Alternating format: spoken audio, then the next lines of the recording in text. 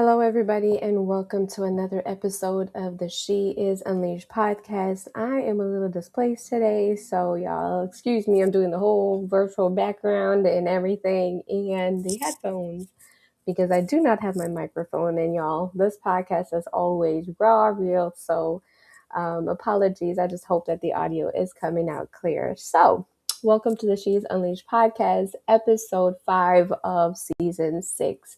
And today we are talking obedience over optics in leadership. Y'all, this is a huge one. We're confronting one of the quietest but most powerful pressures that leaders face, the pressure to manage people's perception in general, the pressure to look strong, to look successful, to look polished, to look certain, and to look like you have it all together, even when you know that you aren't. Even when God is asking you to do something that may confuse people. We're going to talk about a couple of people in the Bible that really, really struggle with this, where the assignment may not necessarily make sense to anybody.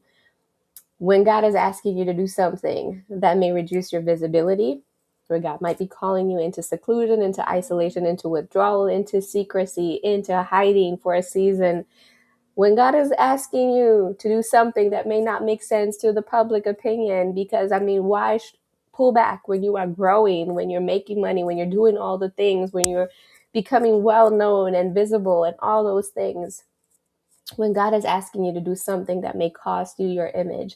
Today, we're talking about obedience over optics in leadership because y'all, mature leadership requires the courage to obey God even when it disrupts our image. Let's be honest, y'all. Sometimes optics can become an idol to us. Many leaders are not disobedient because they lack clarity. They are disobedient, and we're going to talk about that. Disobedient because obedience will alter how they are perceived. A lot of the things that God is asking us to do, especially as powerful, anointed women of God, is often going to be perceived as too much, too loud, too this, too that. And we've already heard those things before. We've been told those things before. We've been told, stay in your lane. We've been told, quiet down, find your little corner, stay somewhere.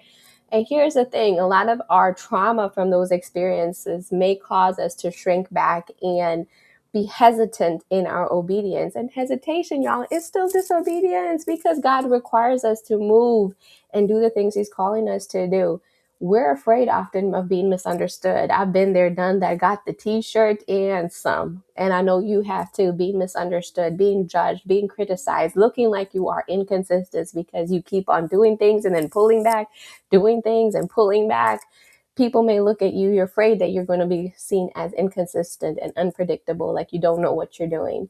We're afraid that we may look weak. We're afraid that we may lose influence because we said no, because we did not show up, because we missed out on that thing. That fear of missing out is real, y'all. And a lot of times it's not even because we want to show up and actually benefit from those experiences. It's a fear that we will be forgotten. We're afraid that if we don't keep showing up to everything all the time, all the places, that we're going to be forgotten and our influence and our power will be lost. We're afraid of disappointing people's expectations. You know, we make those promises that I'm going to be there, I'll support you. And then we don't have the capacity for it. And we're afraid that we're going to disappoint people. And because of that, then they're not going to show up for our thing. Listen, this is real. We're also afraid that we will be disrupting the narrative that others have of us if we are honest and transparent and share what's really going on with us. And we can't show up in the way that we have shown up in previous seasons, or we don't want to, or we're being called to shift how we show up. We're afraid that people's narratives of us as powerful, as influential, of this and that, that's going to change. But if we go to Galatians chapter 1, verse 10, Paul asked this question: am I now seeking the approval of man or of God? And Paul makes this tension very, very clear. He says, you cannot simultaneously be governed by public opinion, public approval, and divine obedience. We can't please both God and man. We can't pursue both God and man at the same time. At some point, there's going to be a tension. At some point, there's going to be a war that happens between these two desires and these two pursuits. We have to make up our minds who we are going to follow. Who will we serve? Here's the thing. Y'all, image management is exhausting. It is so exhausting to constantly be managing how people are perceiving you, how people are looking at you, what they're thinking about you, and all those things. We don't have time, y'all. We have an assignment upon our lives. We cannot afford to be sitting here trying to figure out and manage how people are perceiving us. The most important thing is that we hear God's approval and that we're able to move in alignment with what He desires for us. In the book, The Superwoman Detox, we confront this reality, the reality that many women have been conditioned to perform strength rather than actually live from a place of wholeness. We show up like we put on like we are these things. We've learned to manage people's perceptions instead of processing pain. So we mask it real well. We put on those layers of makeup to make sure that people don't see that we've been crying, that we're tired, that we're worn out. And we're afraid to even let people see the vulnerable side of us, the incomplete, imperfect side of us. We perform competence instead of asking for help. We'll figure it out. We'll fake it till we make it. You know, those statements that we hear a lot of? But that's, again, something that God's calling us to dismantle in this season. We protect our image instead of honoring our limits, because I don't want to be seen as the pastor who doesn't show up for everything. I don't want to be the pastor who doesn't show up for intercession, Bible study, worship team rehearsal, all the things. Like, what they're going to think I'm irresponsible. They're going to think that I'm incompetent, that I can't handle this. They're going to think, y'all, we don't have time, again, to be thinking about what they're going to be thinking about us. Here's the thing. When optics govern our leadership, we will say yes when we need to say no. We will maintain things that God is telling us to release. We will overextend ourselves to avoid disappointing people. And we will keep performing roles that we have outgrown. We will keep holding on to things that God is saying release and give that to someone else, delegate that to someone else. You don't have to be at every women's meeting. You don't have to be at every worship thing. You don't have to be at every event, y'all. Image management can create a bondage in leadership. We have to let go of the need to manage what people are thinking of us. The Bible says, Jesus says this, He knew the hearts of men and He did not entrust Himself to them. We've got to stop putting our perception of our value and our worth and our acceptability in the hands of other people and how they perceive us. So let's look at the example of Saul and David. If you have not seen the cartoon movie David, please go see it, because it will bring this out so clearly. Such a great movie, even the writing, everything about it.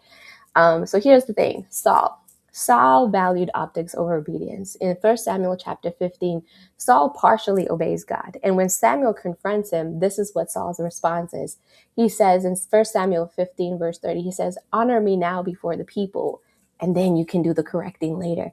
Even in his place of correction, Saul was more concerned about how people perceived him than making sure that God was pleased with him. David, on the other hand, he valued obedience over optics. He danced before the Lord in 2 Samuel 6. And Michal, his wife, criticized him for appearing undignified and foolish in front of people. And David's response to her is, "I will become even more undignified than this," because he was more concerned about pleasing God than he was about appeasing people and their opinions and their expectations of him. Here's the thing. Saul protected his image, and in the end, he lost his kingdom. David, on the other hand, surrendered his image to God, and he kept his heart before God. And because of that, God was able to entrust him with so much more. When we look at this whole concept through the lens of the whole leader, wholeness, y'all, will free you from performance. In the book, The Whole Leader, we talk about how wholeness liberates leaders from the need to perform for acceptance. Fragmented leaders that are still wounded deeply, feel the need to be admired, need to be understood, and the need to appear indispensable. And all of these things are fed by some kind of fear: the need to be admired, the need to be understood, the need to be indispensable. All of these are tied to that fear of rejection, the fear of abandonment, the fear of being replaced, the fear of being erased, the fear of not making a significant impact in this world and people forgetting us. A lot of us were also afraid of that. I don't want to be forgotten. I don't want to be forgotten, and everything that I've invested in my life is in vain, right? The whole leaders, we can be misunderstood and we remain still steady. We understand that misunderstanding comes with the territory. We can be disappointed and disappoint other people's expectations about us and not collapse, because, again, their approval does not carry that much weight in our lives. We can obey quietly without public validation. Not everything has to be put on Instagram and Facebook. Not everything has to be put out there for public approval and validation. Some people often believe this, that if it isn't on Instagram, it really didn't happen. But that's not true. Not everything is for public consumption.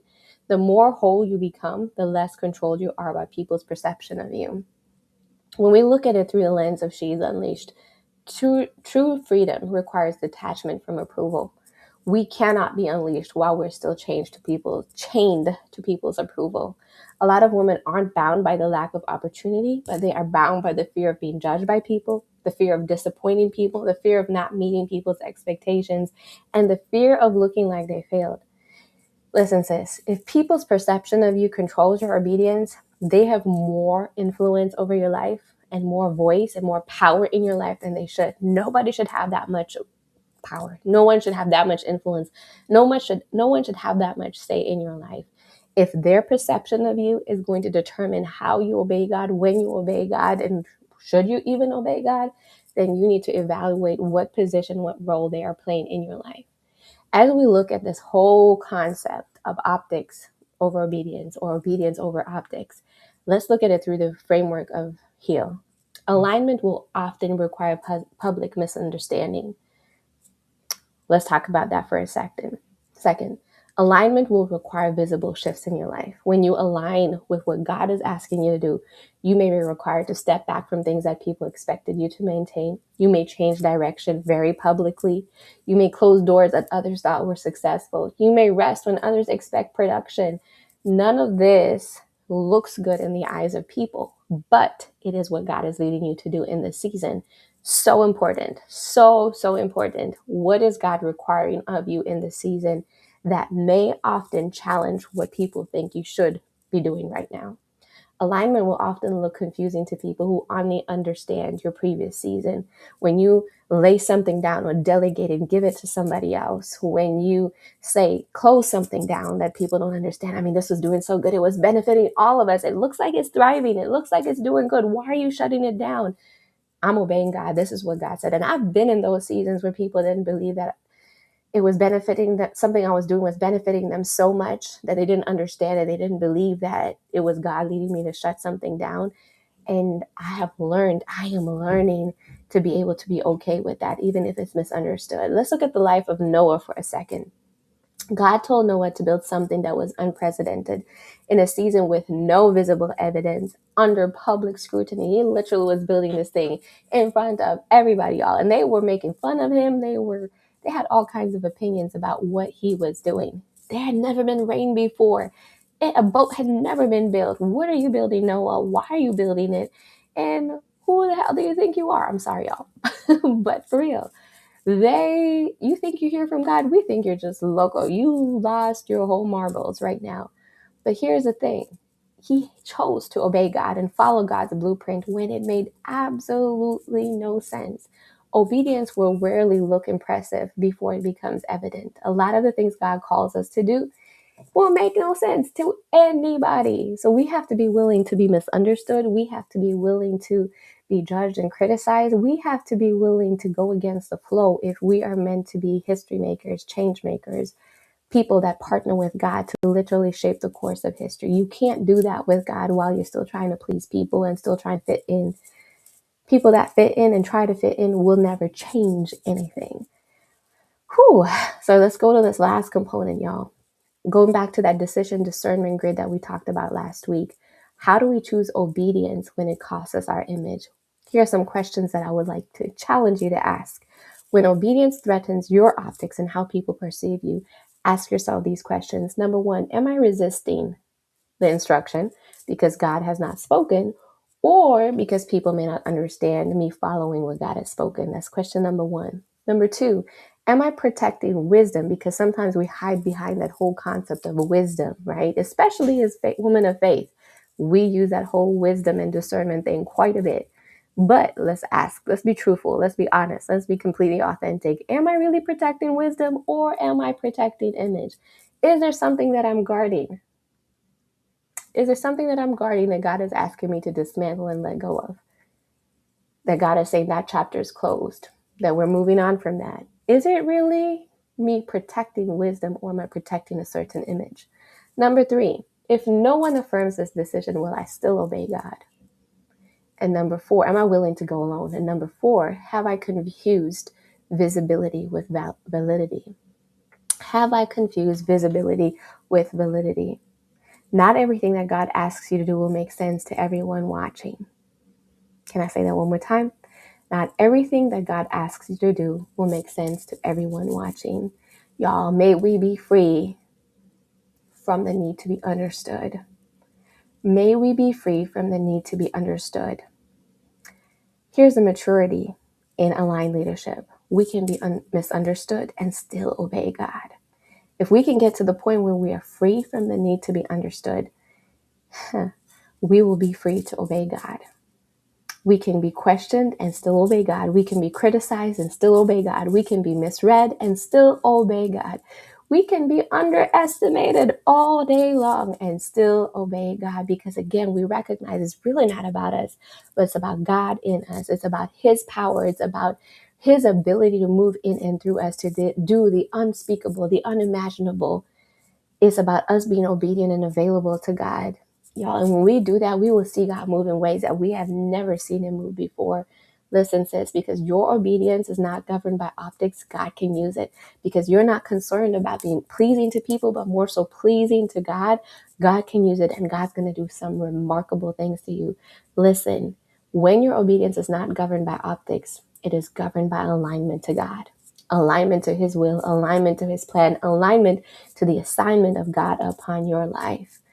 So y'all, if anything in this episode resonated with you, if it exposed some places in your life where you've been leading for the perception of man instead of obedience, here's some things I would love to encourage you to do.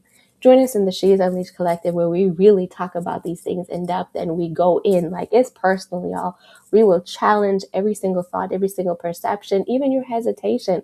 We are completely honest and transparent in this space.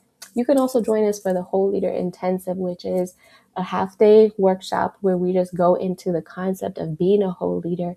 We talk about identity, we talk about wholeness, we talk about leadership maturity.